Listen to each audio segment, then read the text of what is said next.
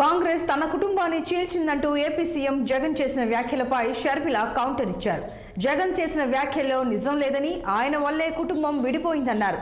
రాష్ట్రంలో రాజన్న రాజ్యం కనుమరుగైందని వైఎస్ వారసులుగా చెప్పుకోవడంలో అర్థం లేదన్నారు. ఉమ్మడి తూర్పుగోదావరి జిల్లాలో పర్యటించిన షర్మిల కాకినాడలో ఏర్పాటు చేసిన కార్యకర్త సమావేశంలో పాల్గొని మాట్లాడారు.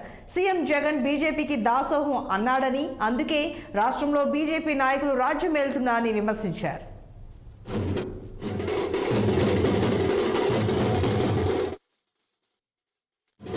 యువజన శ్రామిక రైతు కాంగ్రెస్ పార్టీ అధ్యక్షుడు ముఖ్యమంత్రి అయిన తర్వాత పోలవరం ప్రాజెక్టు మళ్ళీ రివర్స్ టెండరింగ్ అని చెప్పి ఏకంగా 10,000 కోట్లు ఉన్న రాజశేఖర రెడ్డి గారి ప్రాజెక్టును చంద్రబాబు గారు 30,000 కోట్లకు తీసుకెళ్తే జగనన్న గారు 55,000 కోట్ల ప్రాజెక్టుగా చూపించారు. కానీ దాన్ని ఎత్తు తగ్గించి 90 టీఎంసీల ప్రాజెక్టే అన్నారు. సరే పోనీ అదైనా చేశారా అంటే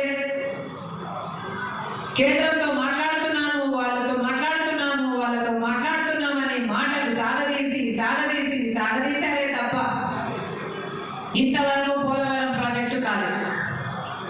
2021లో పోలవరం ప్రాజెక్టును పూర్తి చేస్తాను అని చెప్పిన జగనన్న గారు ఇప్పుడు 2023 అసలు పోలవరం గురించి ఊసేలేదు, మాటే లేదు. ఏమైంది? ప్రభుత్వం సమాధానం చెప్పాల్సిన అవసరం ఉంది.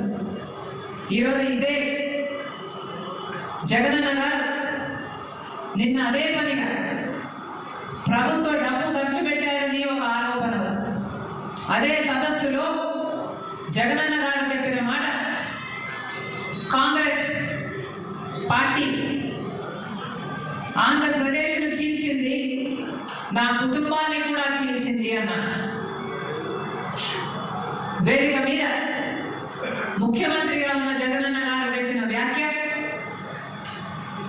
కాంగ్రెస్ పార్టీ ఆంధ్రప్రదేశ్ను చీల్చింది, నా కుటుంబాన్ని చీల్చింది, దేవుడే